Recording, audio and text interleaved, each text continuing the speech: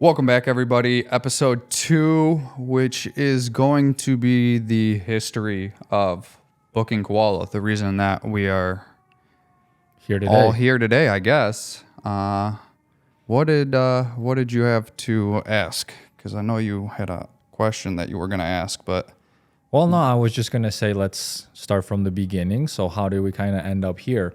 We started after Sassy Egg, right? yeah. I mean, it started in the middle of Sassy Egg, like towards the back end. I feel like Sassy Egg was like a 1 year, or a little bit over a 1 year thing. And like month 9, 10 into that, it was when we had all those ideas going on at the same time. You know, the sunglass company, the media thing that we were trying to do, Sassy Egg, and then BookingKoala was brought into that as well. And I still remember how it got brought in. You remember? semi, yeah. I remember I was sitting in our apartment on the couch, this old nasty couch that we had that the dog was sleeping on and I chewed the hell up. Chewed it on, right? But that's the couch I was sitting on, and Vivek messages me, which is our partner from India, and he's like, I got this idea, which we kind of already thought of starting, a software like that in the past, but nothing really, it was never concrete until he brought it up. He's like, let's do this software, and what did I tell him? You remember? You didn't have, the money. The money was a big part of it. Yeah. But I'd say there was already validation from it before, because I remember you telling me, even like when we were starting Sassy Egg, because you were going through a whole new like revamp of the King of Maids backend, which was, this is all, you built BookingKoala for King of Maids first. Right. And then it got overhauled into what it is today. But that's, we'll get into that. But you had other local cleaning service owners in Chicago like emailing King of Maids asking if you were going to franchise it, or if you're trying to get like into it. So that was validation, because they saw how like awesome it was, and obviously you built it for yourself and nobody else had it. And then Vivek knew kind of a little bit about that, and he saw through seeing other softwares that they weren't living up to the potential, which he saw Shopify basically for this industry have it all. And like you too had the same thing. That part, I think I saw the Shopify part, because that's when, we'll get into that later. That was the whole website builder and all, which I think is very successful today. But yeah, no, you're right. Like, obviously it was validated because, first of all, like the reason why we even built this stuff is because none of the softwares were like good enough. And do you think like I wanted to build that? No, because if I could just use someone else's, why would I go through all this trouble to actually build something else for myself, right? And Camille saw the same thing, my partner from back in the day with King of Maids, right? Why? Why would you spend, so much money and so much time building out something like that if actually something good was out there? But the fact that we were scaling so fast, none of these softwares were able to like match that kind of speed, right? And the biggest thing at that time, and I'll remember why we were really building it, is because of the scheduling factor.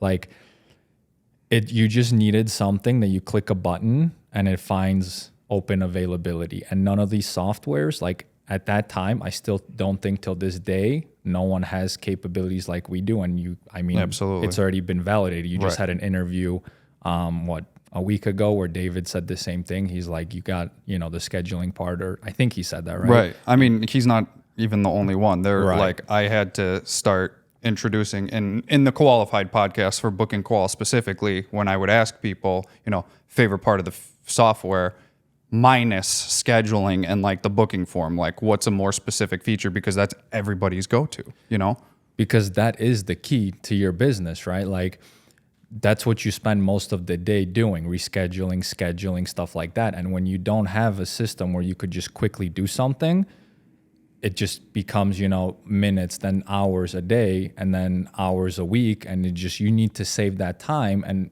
put those hours into something else. So that was like the main reason why we started developing our own. And then, Vivek saw that it's like, okay, you guys got this for King of Maids, and why not just do it? I never brought it up to him because I didn't have enough money to like build this thing, right? Like if you do this in the USA, this is a multi-million dollar project, right? For sure. But like we were very lucky that I connected with him on such a level where today he's like another brother. Right. He was a groomsman in your wedding. Exactly. So very lucky early on that we've made this connection where he was able to come to me and be like, hey, let's do this. And I was just like, well, I don't have, that kind of money, but him telling me that, give me whatever you have, we'll make it work, and he'll figure it out, right? That was that moment where I'm like, well, if he's saying that, let's do it. I already know it's a great idea. It's validated.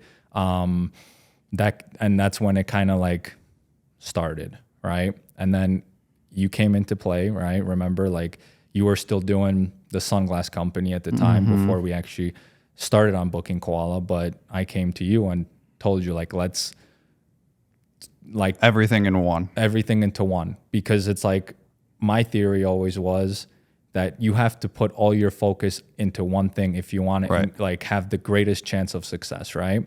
And at that time, I knew that BookingKoala was the one that will go all the way. So we killed everything else, and you joined BookingKoala. And it was funny because the sunglass company, we had, I'll say successful, like a crowdfunding campaign, but it wasn't anything astronomical. Like we hit our goal, which was, I think, $10,000 to get, which when we were trying to figure out that in those stages back then, not a lot of companies were even getting like $100 into their campaigns. Like it was tough. It wasn't easy. So it's tough. Any business is tough, but you can figure it out if you put the work and the headspace into it. But do you think we would have been successful? Right. Yeah. I think so. Yeah. The only thing that I saw that was the issue, which obviously can't confirm or deny like this is actually it, but that major company Privy Review, however you pronounce it, with Jamie Foxx and a couple other celebrities, that popped up right after we started. So that Zielinski, our sunglass company, was the premise for that.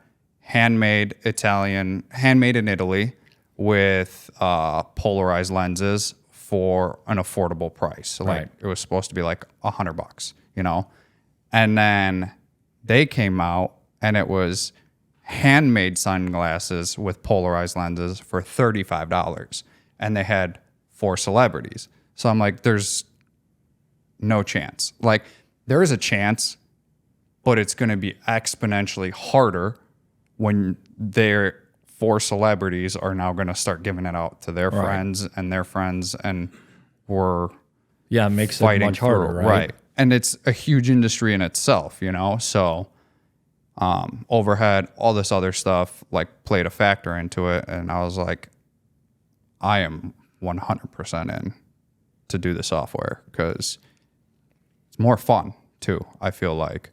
I think so.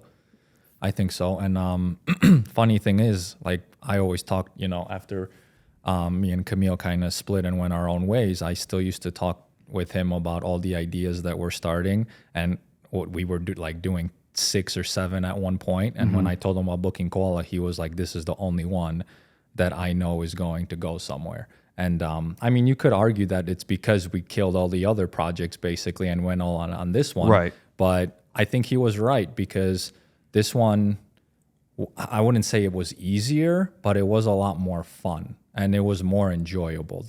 I always said it, from the beginning, for me, the tech, area of the business, I loved it from day one, like owning a cleaning company early on. I never thought that was cool. I didn't like owning a cleaning company at the beginning until I started to work with Vivek one-on-one and actually, creating things in the back end, doing the website, the software, the booking, and all that good stuff, right? That's when I started to feel like I'm loving this part of the business, So now you're fully doing this full time when BookingKoala came into play, right? Because it's all software. So I think that also had a huge role why we kind of went in there. It was a lot more fun, and I think we knew that one's going to be the one that's going to take off. And also, I feel like less exhausting in a sense of like, I mean, with the sunglasses, it was dealing with manufacturers from overseas. So, I mean, we were used to the time difference with Vivek, but again, them not being responsive immediately, and like quality control was a big thing, and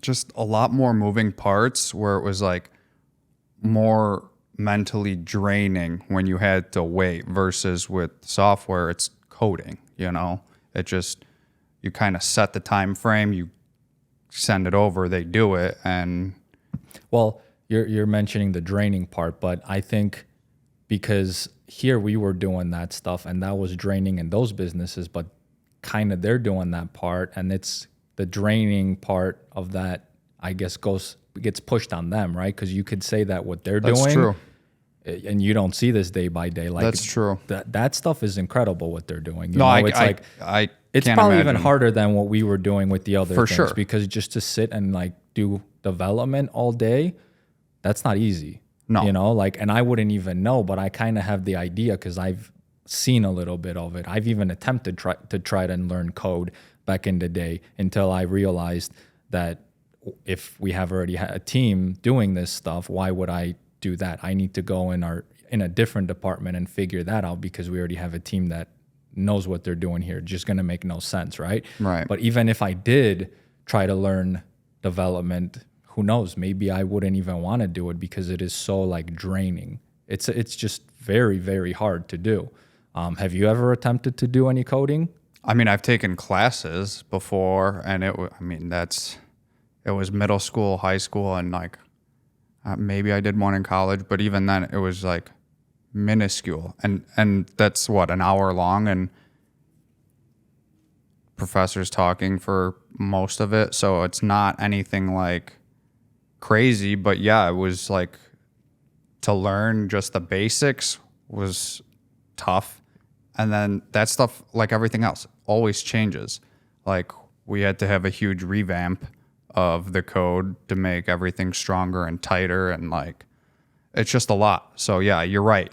The draining stuff did get moved because it wasn't anything that we were dealing with for that. It was now marketing and like you doing the design, paper to pencil, pencil to paper, so. Which, see, like, and I think with coding, like, you really have to be passionate about it to really do it.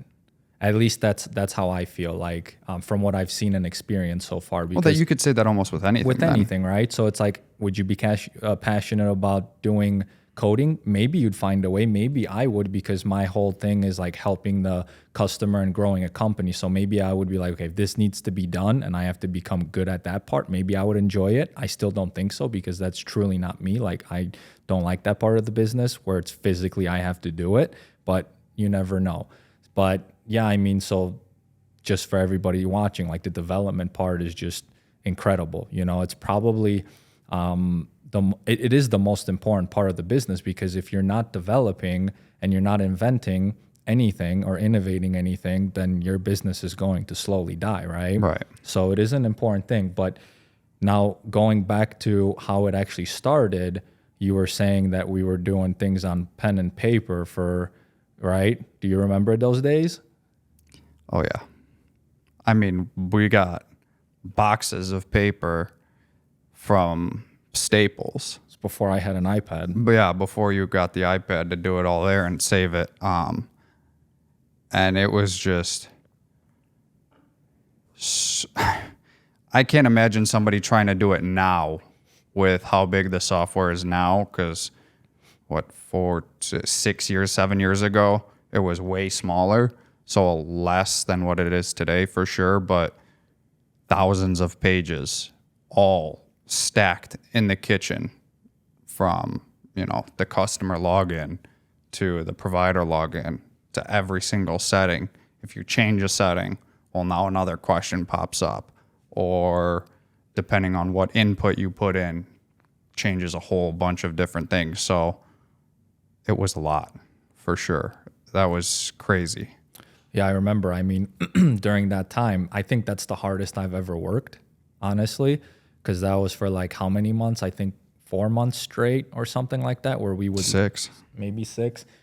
We would wake up, right? We would wake up from, I don't know, whenever we woke up basically, till whenever we would go to sleep, it was just drawing all day and figuring out things where they need to go before that even, got sent over to Vivek before he could start the project. And it's crazy because like that level of focus, I feel like is required to make anything successful, and to just lock in like that, I think that's so hard to do. I think that level of focus is required for someone to make a good album or a good movie. And I feel like when they start to like kind of make it or whatever, maybe have a little success, I feel that focus kind of goes down for a lot of people. And that's when, they get complacent. They get complacent and you won't get the same stuff. So I kind of understand what was going on back then. And it was just incredibly hard looking back at it now to lock in like that. Or I should say like lock in today to do that part is super hard for me. But back in the day, I think it was just natural. Like I would wake up, like I didn't really care about anything else but making sure that, that part gets done. Now that like Vivek takes care of that part, which is amazing, right? To get him to... Oh, absolutely. Because at first, like... I got to say, Vivek and the team, they don't get enough credit. They do not get enough credit with what they have done and keep doing day in and day out. We started the team overseas over there with maybe 10 in 2017. We're over 70 people there now. Right. Like we just got a new office that you just visited with Greta, your wife. And the amount of gratitude that I have for not only him, but the whole entire team, like I don't want to bash anybody in our group. Okay. I love all of our customers. I just feel like they don't see behind the scenes of what actually is going on. Because not many, if any, I know of one other software in a different space that takes feature requests as seriously as somebody should. Your user base is telling you what they need, so you should be implementing it. And that's what we didn't do it immediately, but we saw very quickly, like so many people are asking. So if they want it, they want to use it and they want to continue to use it, why not give them what they're asking for? Right. And they are by far the best team to do it. Right. And it was literally like so early on that we understood that this isn't a product for us.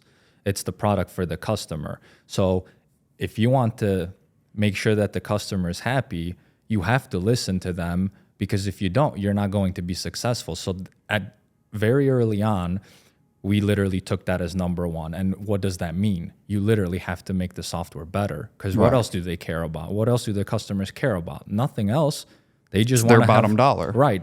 They want to have the best software. And that's when we started to roll out these features extremely quickly. So we understood that that is what has to be done. And we've never we will keep doing that for the rest of, till the end. Till the end, basically. Whenever that is. Till the end, whenever that is, right? We'll keep doing that. And yeah, we've slowed down, and some people may think so, but that's only for a good reason, right? We had to restructure things, make things better internally. And I remember when Vivek came up to me and he's like, we have a decision to make. He's like, we're going to have to slow down development either now or in the future, because we have to restructure things. But, once we get to this part, it's going to be better, right? A complete recode. In a new language. In a bunch of different languages, right? Because there's a bunch of different languages that go into BookingKoala. But he asked me, he's like, should we do it now or should we do it later? I'm like, do it now. If you say that, for a year or two, we're just going to kind of stay where we are with very minimal updates, but after that, we're going to be able to make a huge difference, go faster than we were going before, make updates more frequently or bigger updates more frequently. Let's do it, And it wasn't only the restructuring. He was hiring more people. He was, training. I think at one point he's like, I'm going to hire 40 people at once and train everybody how to code, right? So like that stuff hasn't really even come into play yet that people don't realize because like you said, it was 10 people, I think 9 people when we first started. So, BookingKoala was launched only with like 9 people, right? That we were funding ourselves. And then, so 9 people were doing an incredible job of launching so many things, right? And quickly too, right? To stop you real quick, 2 things to get us to that and here where we are today. Number 1, the 3 of us had a call and we all had the agreement, right? We want to be a $1 billion company, privately owned, with 0 outside investor money. And to this day, that is true. Never taken a single dollar outside. Listen to this. This is why I hate investors because they should do their research before pitching us every single day. If they knew that, they probably would save themselves a lot of time. And we don't answer any of them, but carry on. Yeah, we get, several emails a day from VCs and everybody else trying to get their foot in the door. Not going to happen. So going from that and all of us understanding sacrifices are going to need to be made with that. We didn't take a salary from the software until last December. So 5-6 years later, and we're all under 100,000 each. So we're not the highest paying people. The owners aren't even the highest people. No. They get a salary. No, we're not. We understand that if we take less, we can speed up development, hiring more people, and giving our customers exactly what they want as fast as possible. We don't care. It's the end goal. It's the end goal. We always knew the end goal was to be the $1 billion company with no outside money. Right. And that's why like you were saying in the group, some people may be saying this or that. Who that knows? We're greedy and all we care about is money. Is marketing and getting more customers. When you look where the money's actually going, like we said, from 10 people to like 70 people, where's the money going? Like 90%, when you compare marketing and development, like 90% of it is going to development, 10% maybe into marketing, right? Right. Because we want to keep building. We want to keep, making things better. And like I was saying earlier, like when Vivek said, okay, let's start hiring more people, recode everything. It's going to be slow for the next 2 years. Where do you think like that money was going, right? It's an investment so that when all these things do come into play, everything else starts to get, developed faster, released faster, I should say, right? And that's the goal. Like, I think we're very close to that, honestly, which is kind of nice that it's kind of aligning with this podcast that we're starting. But I think we're very close to seeing what we've really been working on the last 2 years. And hopefully going forward, we're going to really push this to the next level. I agree. You've had King of Made since day one. That was the first business. So you had that money. Vivek had, other software projects that he's made money from and he got.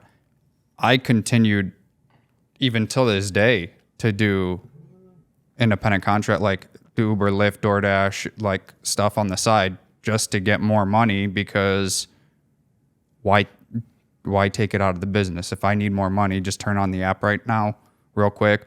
Go do some, deliveries for Amazon Flex or, do a couple rides for Uber or Lyft, make the money, go home, chill with the dog, cat, and Jess, and it is what it is, I'm not upset that I have to do that. And that was the biggest thing, is being aligned, all 3 of us, and knowing that sacrifices need to be made for the end goal. Right.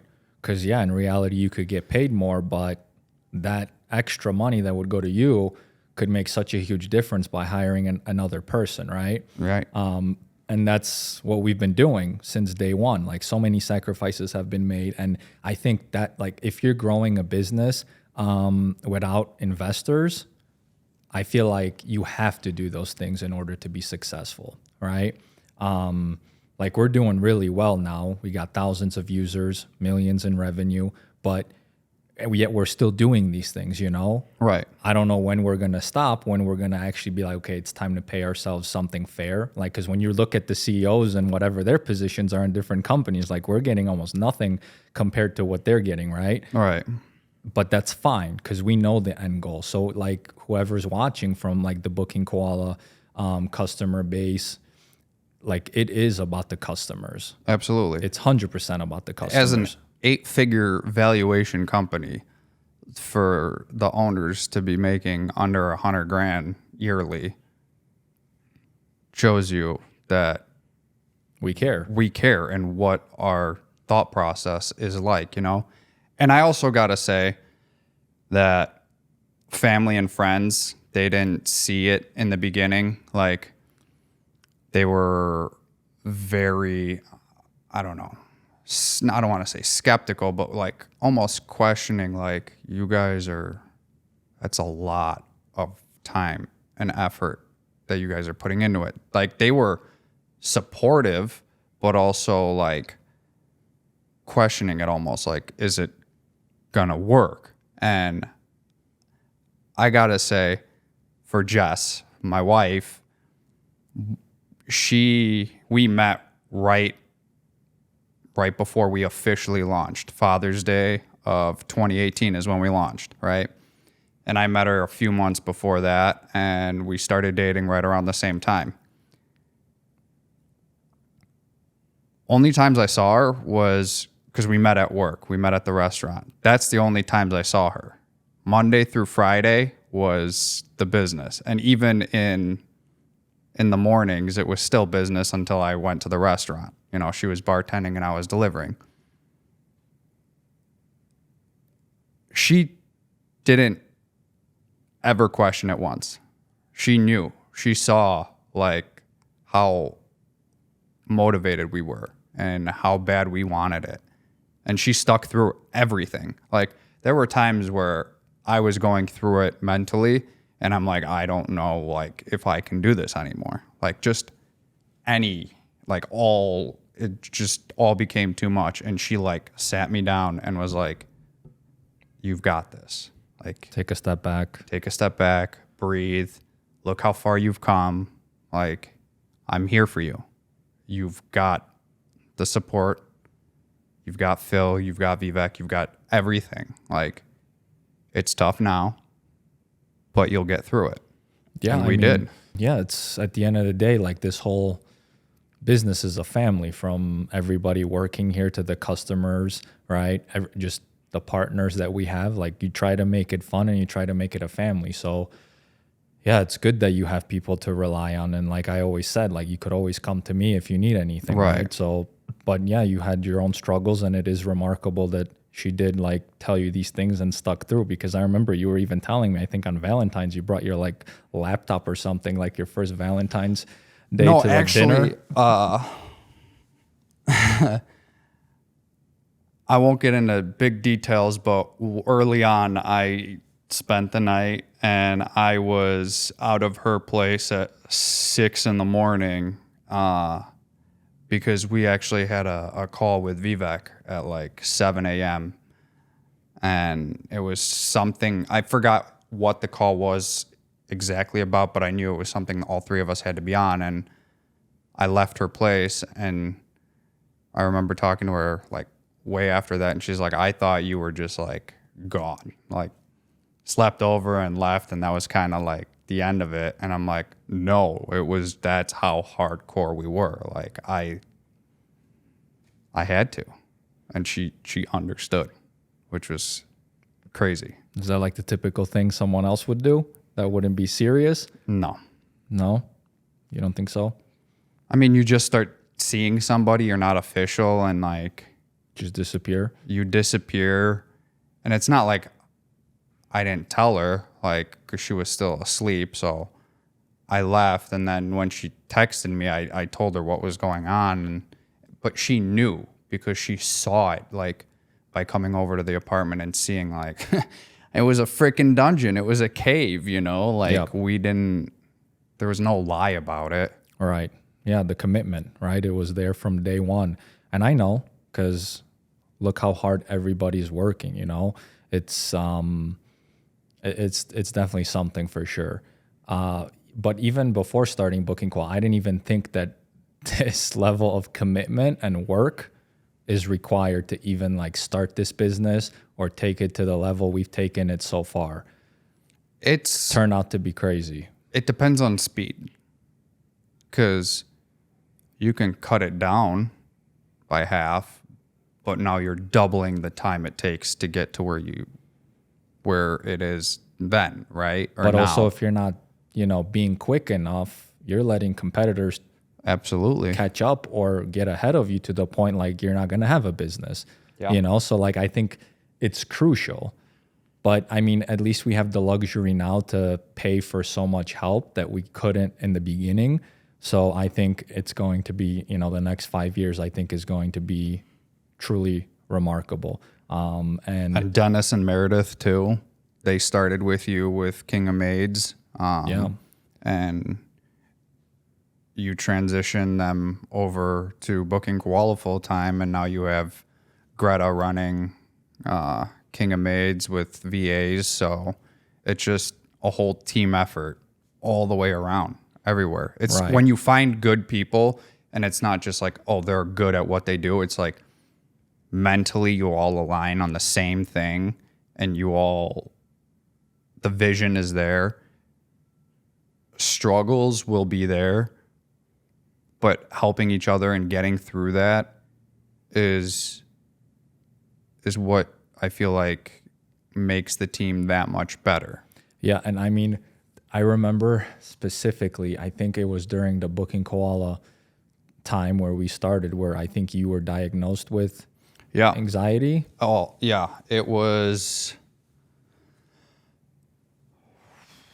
Yeah, because I was already seeing Jess, and I remember texting her after going to the hospital, because I was hospitalized with this unknown thing for like over a dozen times.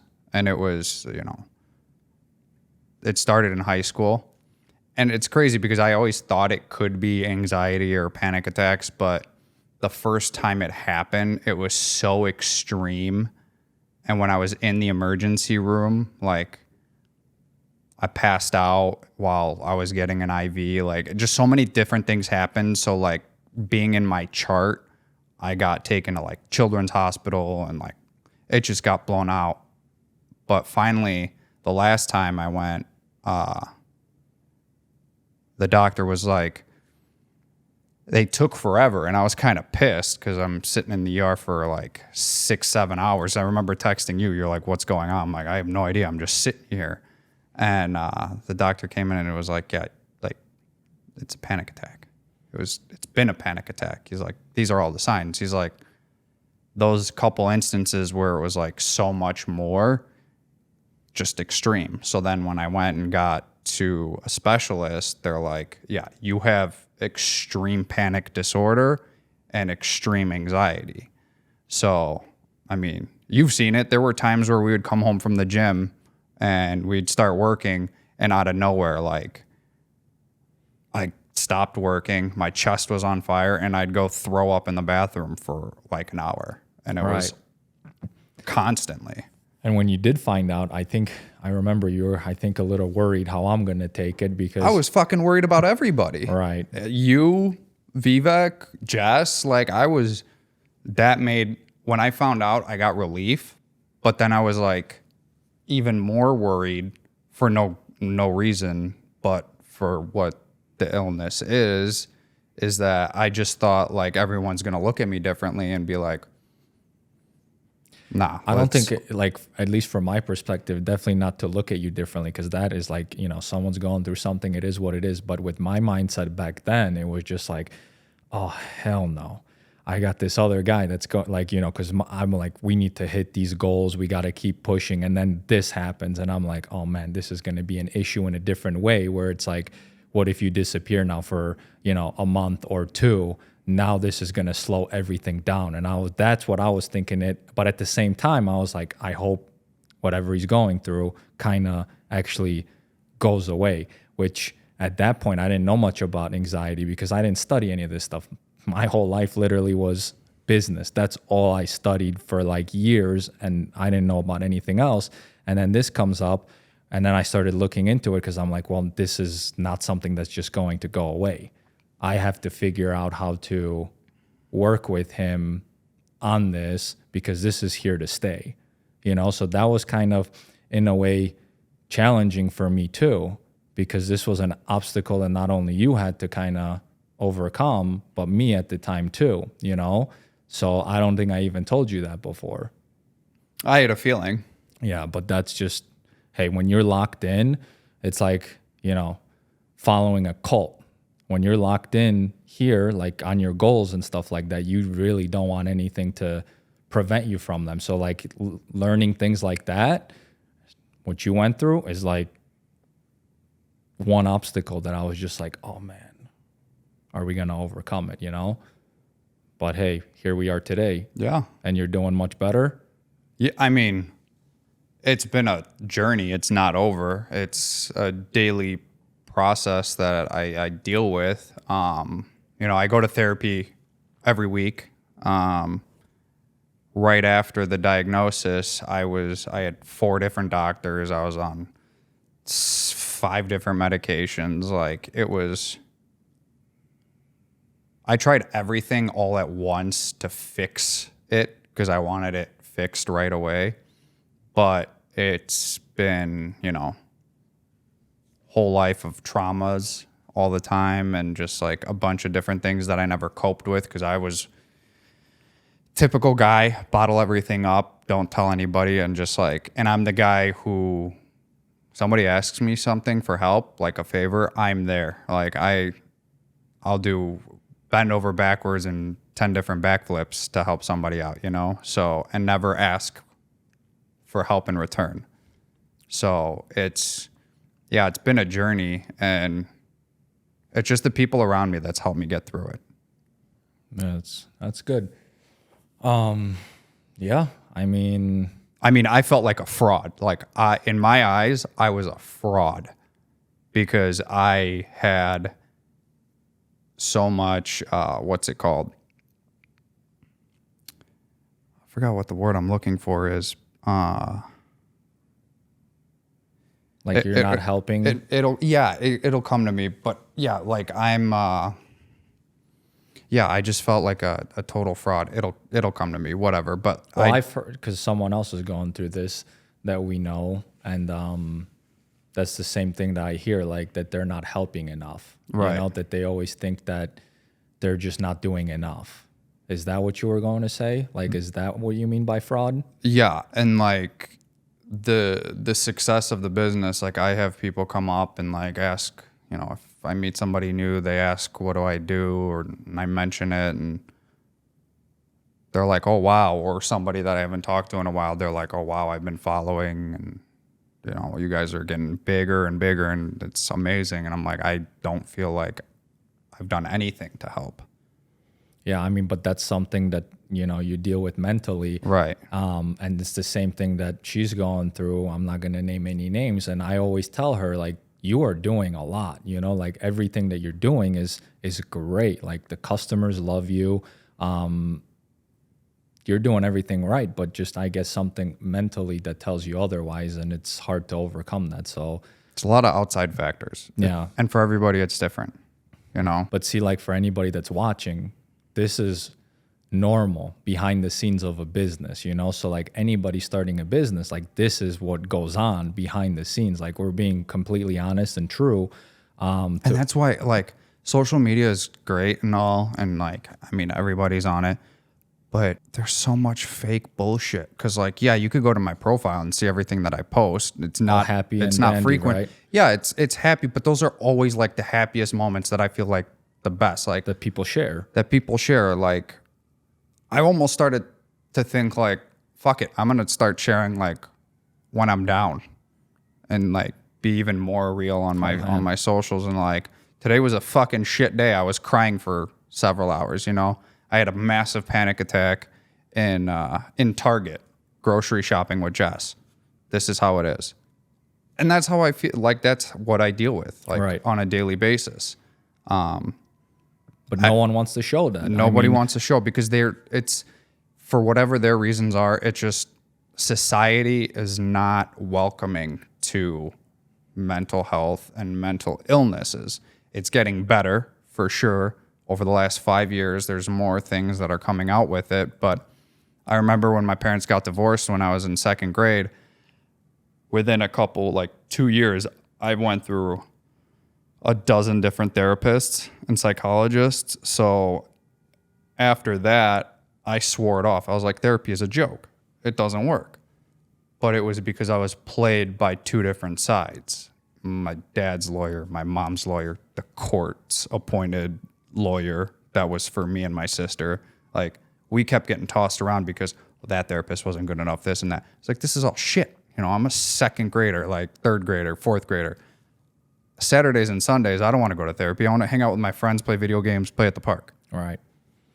But I feel like it's a lot to do with social media as well. Like you said, if you were posting the other parts, right, the not so good parts, and everybody was doing that, I feel like the people that think like, you know, my life isn't going anywhere, but I'm seeing everybody else's life so amazing on social media, you know, they feel like crap. Right. But if everybody else was sharing the negative things, then I don't think as many people would feel that way because it's all fake on there. Maybe you can't say fake, but it's just like the happy memories that get other people to think that their life is nothing, you know?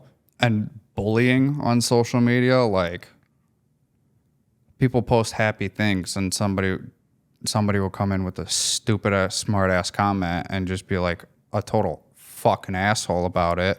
And for what?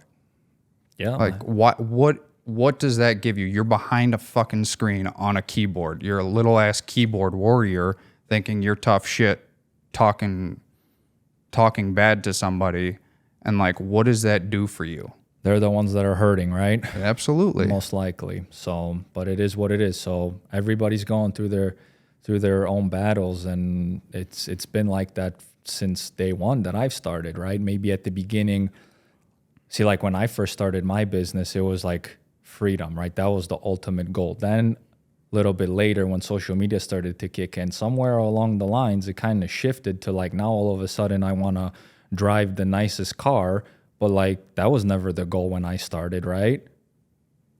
Thank God later that shifted again and my mind changed and I don't like even want any of those things, you know? Like I actually get happiness from people saying, oh, wow, you're doing so well, but you don't look like you're showing it off, right? I actually got in that comment over the weekend. Someone I was talking to, they told me that their dad was saying, you know, he maybe has money or he's got these nice things, but he doesn't look like he's showing off or anything like that, which that I feel like is the comment that I want to receive, not, you know, having a Lamborghini or something like that and just get those people to like me, because most likely now this person would not like me, you know, but that's the actual opinion that I would care about, not someone else's. I mean, nobody really wants to be called a stereotype of any sort, right? The one that I feel like is okay in our sense is the, the tech bro stereotype for how you dress. I mean, our favorite place to go is Costco. Our favorite shirts are the all plain white or all plain black Costco 6-pack for $25. I mean, these are Costco Banana Republic chinos for $20. Like, we don't care about expensive clothes or anything. Like, 2018 Chevy Cruze, baby, the marshmallow. Like, It's no Tesla. It's no BMW. Like, for what? It just slows down the end goal of retiring at 40, which is what is another goal that we wanted, retiring super early and enjoying life then. Retiring in a sense where we're just like not doing the hard stuff anymore. You know what I mean? Because I don't think I'll even retire at 40, honestly. But if you have a company that you're just passionate about and growing at that point where you're just on the board and making important decisions versus being on the in and out day to day, I think that's different because you're basically retired. You're just growing something that you're already passionate about. Because, I mean, what else am I going to be doing at 40 anyways? Enjoying time with family, but you still need something more than that, So I feel like that'll be a good time. And we still have a lot of time for that because I've only been in business, 11 years? Still got another 9 to go. And I feel like the first 11 was the hard part. And we're like 50% there. You've already learned so much. You use those experiences to push to the next level. And the way we're going. And now the revenue is there that you have the foundation. The foundation is there. The knowledge is there of what you need to do. And then you've got the revenue from the successful business to now hire the right people in those departments to take over and bring those to the next level. So, and the people that started with us from the beginning, they're coming up at the same time too, and they're being placed in those positions as well. So it sucked in the beginning for sure. It was a lot harder already. It was so hard. Like, again, we were blessed with privileges as well. We don't deny that.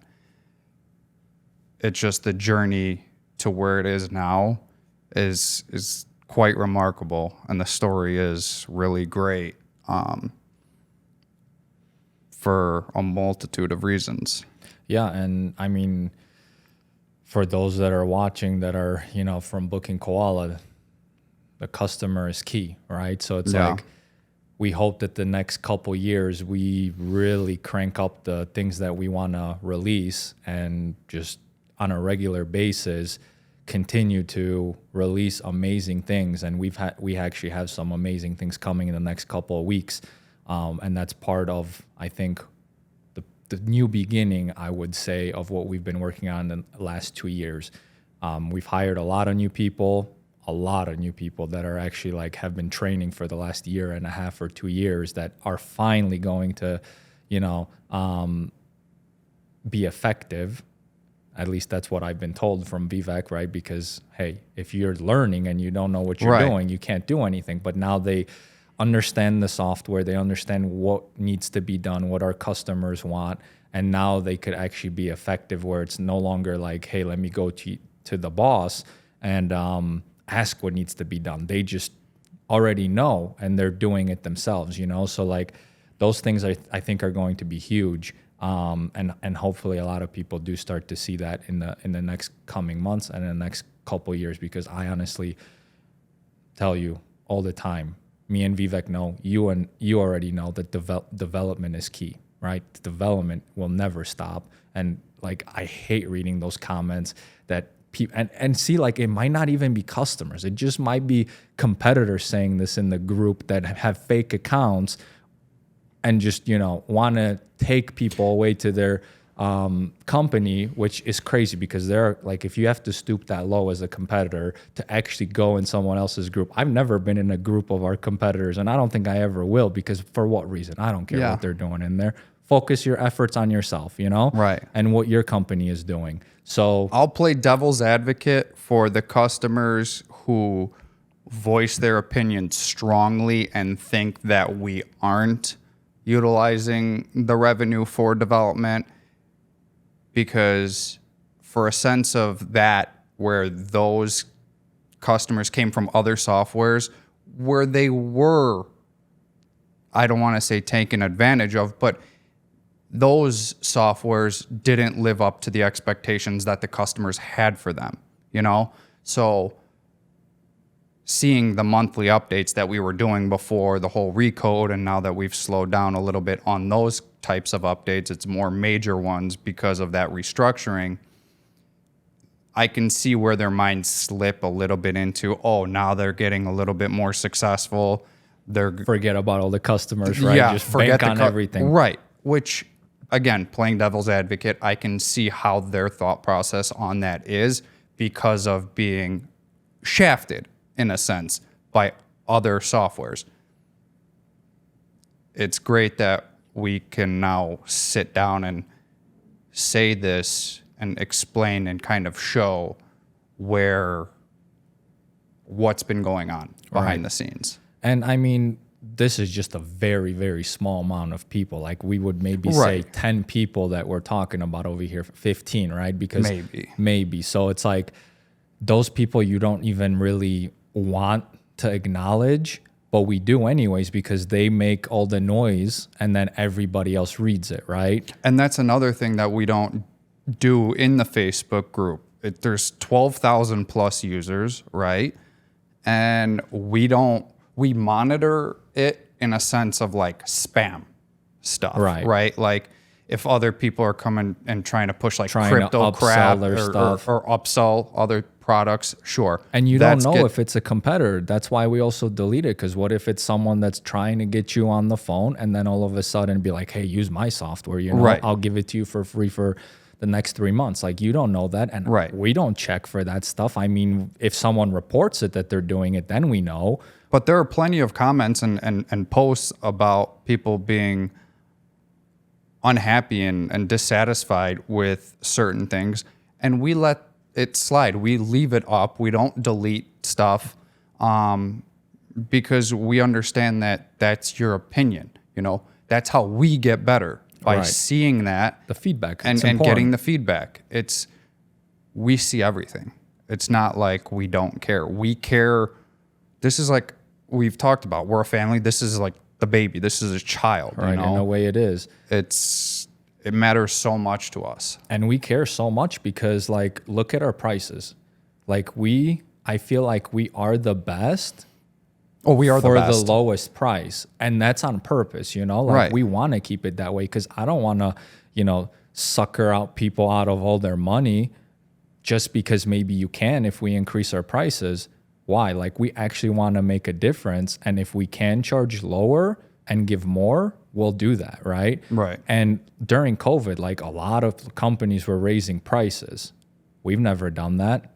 That's another reason, like, I think people should believe what we're saying. Like those things, we've had a discussion, but we've all said like, no, we're not that company. We're not going to charge, additional prices or anything like that. We're going to keep it at what it is. People love that we're priced at this level. I mean, our entry level package is less than $1 a day. Then our mid-level package is under $2 a day, right? And then you go up to the third tier, and then that's like you could get add-ons, and then it starts getting more. But that's when you really start to grow more and more and more.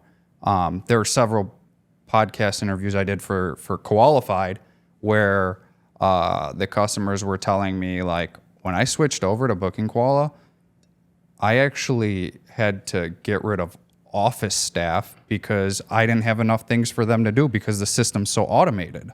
Like, I saved money by switching to you guys because A, you're cheaper, and B, it's so automated that I got rid of 2 full-time office employees because they had nothing to do.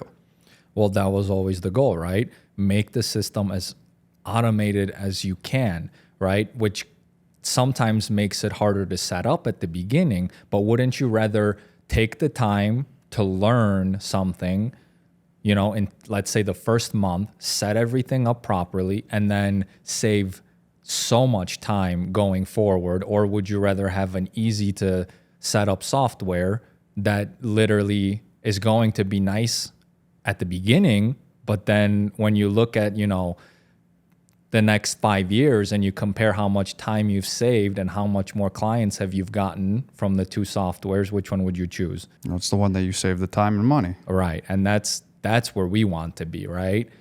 And unfortunately, it's very hard to make that happen and have a software that's easy to set up. Like we're obviously improving that every single day to try to give you the combination of both, but it takes time, right? But every day something else like that is being improved. So it's hopefully, in the next couple of years, we're going to nail it down to the perfect amount of, I guess, setup and benefits in the long run, automation in the long run, right? But that'll take time.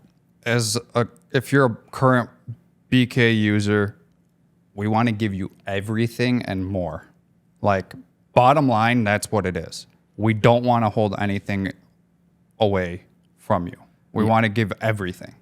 Yeah, and hopefully, like, I don't want to give too much away now, but hopefully in the next 2 years, like, we have something coming out that I think will be a huge game changer for the people that are using us now. And it's been under development already a while, but it's huge, and I think it's going to make a major difference in a lot of businesses. So we're basically gonna be able to create micro Uber. Don't give too much away. No, but micro massive corporations. Like, as you could be a high schooler or a college student in class running multi-million-dollar businesses. Yeah, I mean, you could already do it. That was the slogan, right? From the beginning, compete with multi-million-dollar companies in 60 seconds, which, I mean, that is 100% true slogan, right? Because it took years to build these like features and things, but now you literally put your email in and boom, you could already start using or advertising your business just like that, right? And within, like you said, the next 2 years, hopefully, it's instead of going to be, we'll change that slogan a little bit. Instead of compete with multi-million-dollar businesses, it's going to go from million to billion. Exactly. But talking about this topic, like, you just get going. Like, that's another thing that like drove me crazy when I see, like, sometimes someone will say, like, I can't use the software because of this, right? This is missing. One single feature, overlooking everything else that it's literally going to like be a game changer for you, and not taking account when I first had to build this for myself. So like, I didn't even have these features like at the beginning, right? When me and Camille were doing this, like, this was literally done like on a piece of paper, like the growth that we've had, Google Calendar, because that's all we could get at that time. Now imagine, spreadsheets. You guys were like doing so Google, like docs and spreadsheets, right, to track stuff. Craziness. And collecting cash and check from contractors. It's insanity. Sometimes I even forget the stuff that we were Those doing. are honestly my favorite comments to read, that like, or hear from people. Like, it's too hard. I would do it. I would switch over, but it's missing this one thing. I'm like, that? You're not switching over because of that? Like, you don't even know like what this is going to do based on the other features that are in there. It is so feature rich. Like, there's so many things that are in the software, so it can be overbearing to learn. But that's just how software and tech is. Like, when you go into something new, it's gonna be a little of a pain in the ass to learn and switch over. But like we say, if you just put in the time and effort to learn it, you can do wonders with it.